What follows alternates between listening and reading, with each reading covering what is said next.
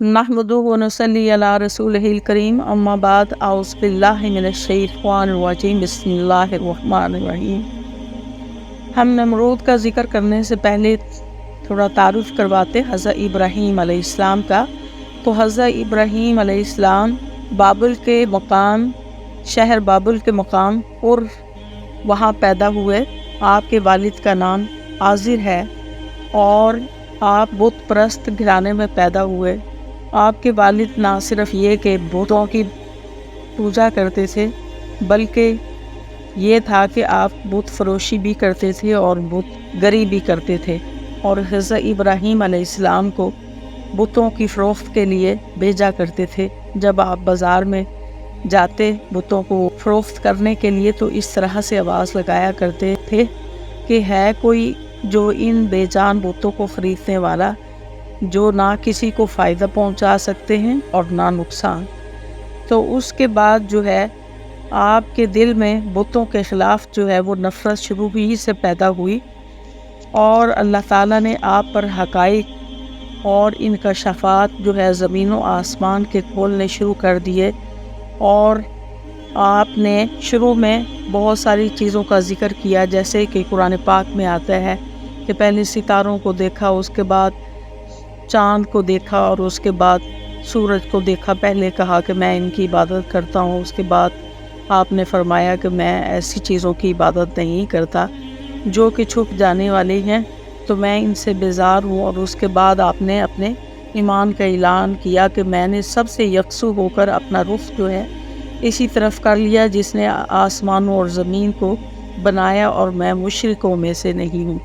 तो इस चीज़ की दावत जो है उन्होंने अपने वालिद को भी दी और कहा कि ऐ मेरे बाप, बिलाशुबा मुझको वो इल्म अता हुआ है जो तुझको नहीं दिया गया, सो तू मेरी पैरवी कर, मैं तुझको सीधी राह दिखाऊंगा। और उसके बाद जो है आज़िर जो है उसने मानने के बजाय उसने कहा हज़रत इब्राहीम अलैहिस्सलाम से, क्या तू मेरे माबूदों से फिरा हुआ है? अगर तू इस हरकत से बाज ना आया तो यकीनन संसार कर दूंगा और तू एक मुद्दत दराज के लिए मेरे सामने से दूर हो जा।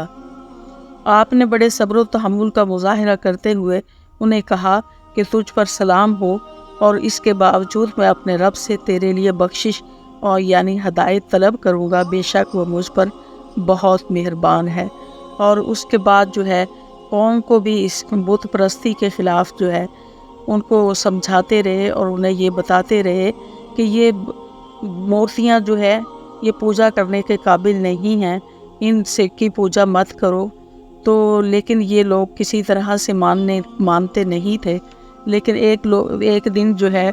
उन्होंने मौके की तलाश में थे कि सारे लोग, एक मज़हबी मेला था वहाँ गए, तो हज़रत इब्राहीम अलैहिस्सलाम को भी उन्होंने साथ ले जाने की ज़िद की, तो आपने बहाना कर दिया कि मैं बीमार हूँ इसलिए मैं नहीं जा सकता। तो पीछे से उन्होंने जो है बुतों को, सब बुतों के खाने में वहाँ घुस के और सारे बुतों को तोड़ दिया, और सबसे बड़ा बुत जो था उसको सिर्फ रहने दिया और एक कुल्हाड़ा जो था उसके कंधे पर रख दिया। जब कौम जो है वो वापस आई तो उन्होंने वो अपने बुतों को ये हाल देखा और कहने लगे कि ये किसने ऐसा कर दिया है। कहने लगे कि किसने ये काम किया हमारे बुतों के साथ, वो तो कोई बेइंसाफ है। बाज़ लोगों ने कहा कि हमने एक नौजवान को, जिसको इब्राहीम कहते हैं, इन बुतों को कुछ कहते हुए सुना था। तो वो लोग जो है वो सारे इकट्ठे होकर हज़रत इब्राहीम अलैहिस्सलाम के पास आ गए और कहने लगे कि हमारे बुतों को तुमने तोड़ फोड़ की है। हज़रत इब्राहीम अलैहिस्सलाम ने कहा कि मैंने ऐसा कुछ नहीं किया, आप अपने इन बुतों ही से पूछ लीजिए, ये खुद ही बता देंगे। तो वो पहले सोच में पड़ गए और फिर उसके बाद कहने लगे कि ये तो बोलते नहीं हैं, तो ये इनका कैसे ये बताएं। तो हज़रत इब्राहीम ने कहा कि तुम खुदा को छोड़कर ऐसों की परस्तिश करते हो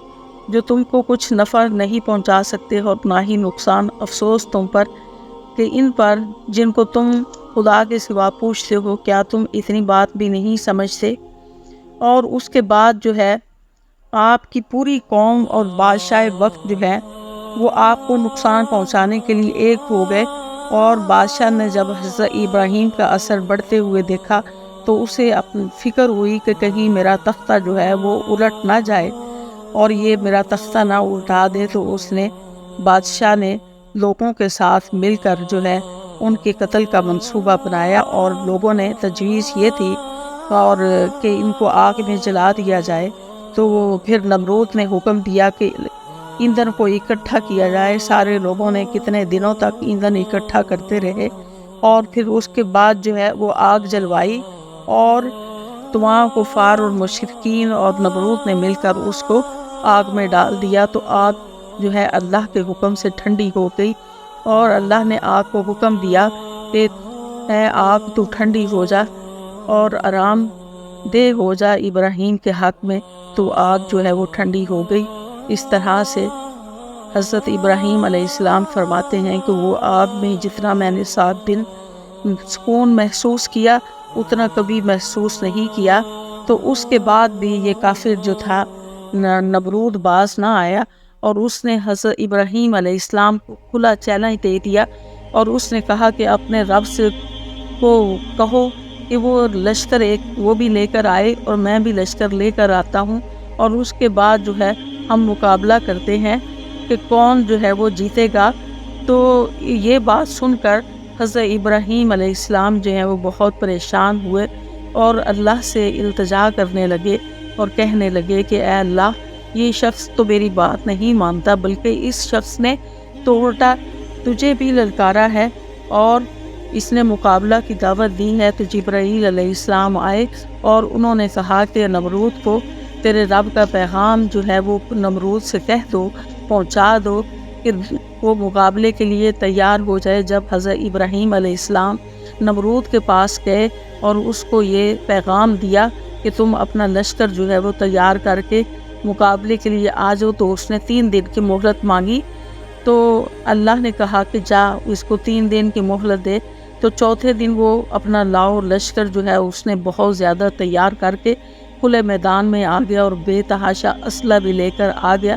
پھر اس نے جب دیکھا کہ حضرت ابراہیم علیہ السلام جو ہے وہ تنہا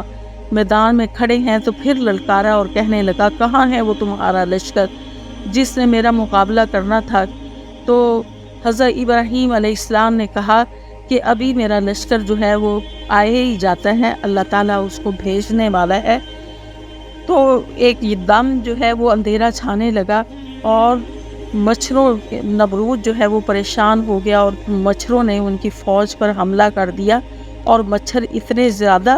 مقدار میں آئے کہ وہ اس کے لشکر کے جتنے بھی سپاہی تھے ان کے ساتھ چمٹ گئے، اور ان کے گوشت کو کھا گئے، اور ان کو ہڈیوں کا پنجرا بنا دیا۔ یہ دیکھ کر نمرود جو ہے وہ گھبرا کر اپنے محل میں بھاگا، اور وہاں اپنی بیوی کے کمرے میں چلا گیا۔ تو وہاں ایک لنگڑا مچھر جو تھا وہ سامنے آیا، اور وہ اپنی بیوی کو یہ بتانے لگا کہ یہ اس طرح کا مچھر جو ہے اس نے میری فوج کو جو ہے وہ ہلاک کر دیا ہے۔ تو اتنا کہنے کی دیر تھی کہ وہ مچھر جو تھا اس کے ناک میں گھس گیا، اور ناک میں گھسنے کے بعد دماغ میں گھس گیا، اور دماغ میں گھستے ہی اس کے سر میں درد جو ہے وہ شروع ہو گئی، اور وہ تکلیف سے چیخنے اور چلانے لگا۔ اس نے پورے اپنے علاقے پوری دنیا پر اس کی حکومت تھی، پوری دنیا سے اس نے تمام طبیب اکٹھے کیے اور اس سے علاج کی کوشش کی، لیکن تمام جو ہے طبیب اس کا کوئی علاج نہ کر سکے، اور اس کو یہ تکلیف جو ہے وہ ہر روز ہوتی تھی، اور وہ اس کی وجہ سے وہ اتنا چیختا چلاتا اور اپنا سر جو تھا وہ دیواروں میں مارتا، اور اس کے اوپر سر کے اوپر زور زور سے چیزیں مرواتا۔ تو اسی طرح پھر اس نے ایک حکم جاری کر دیا کہ میرے محل میں جو بھی کوئی مجھ سے ملاقات کرنے کے لیے آئے،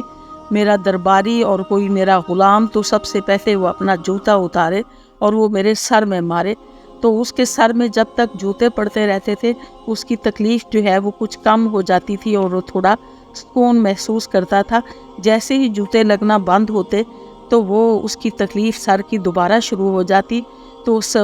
وہ اس طرح سے ٹکرے مارتا تھا دیواروں کو اور چیختا چلاتا تھا، تو یہاں تک کہ وہ ہر روز سارا دن جو ہے وہ اپنے سر میں جوتے مرواتا رہتا۔ تو اسی حالت میں کچھ عرصہ وہ رہا، اور آخرکار اللہ تعالیٰ نے اس کو ہلاک کر دیا۔ تو ایسے لوگ جو کہ اللہ کے خلاف کھڑے ہو جاتے ہیں، اور اپنی خدائی کا دعویٰ کرتے ہیں، جبکہ اللہ نے ان کو سب کچھ دیا ہوتا ہے، اور جو کچھ بھی ان کے پاس ہوتی ہے، بادشاہت ہوتی ہے، مال و دولت ہوتا ہے، سب کچھ اللہ کا دیا ہوا ہے، کیونکہ اللہ تعالیٰ جو ہے وہ خالق کائنات ہے، ہر چیز بنانے والا ہے، اس کے سوا کوئی معبود نہیں ہے، اور نہ ہی اس کی ملک میں کوئی شریک ہے۔ تو اگر اس کا کوئی مقابلے پہ اتر آتا ہے تو اللہ تعالیٰ اس کا انجام ایسا کرتا ہے کہ ایک حقیر چیز کے ذریعے سے اس کو مار دیتا ہے، کوئی بڑی چیز کی بھی اس کے لیے ضرورت نہیں ہوتی۔ تو اللہ کا خوف جو ہے وہ بندے کو کھانا چاہیے کہ اگر دولت مل جائے تو یہ نہیں ہے کہ اللہ کے مقابلے پہ اتر جائیں، جتنی دولت ملے اللہ کا شکر گزار ہونا چاہیے، کیونکہ ہر چیز اللہ تعالیٰ کی دی ہوئی ہے۔ سورہ نحل کی آیت نمبر 36 ہے کہ قرآن پاک میں اللہ تعالیٰ نے فرمایا فَسِیرُوا فِی الْأَرْضِ فَانظُرُوا کَیْفَ کَانَ عَاقِبَةُ الْمُکَذِّبِینَ، کہ زمین میں چلو پھرو اور دیکھو کہ جھٹلانے والوں کا انجام کیسا ہوا، کہ جو اتنا بڑا سلطنت کا مالک تھا، پوری دنیا بے حکومت کرتا تھا، اور نمرود جو اپنے سامنے اپنے تمام لوگوں سے سجدہ کرواتا تھا اور اپنے آپ کو رب کہلاتا تھا، تو اللہ نے اس کا انجام جو ہے وہ کیسا کیا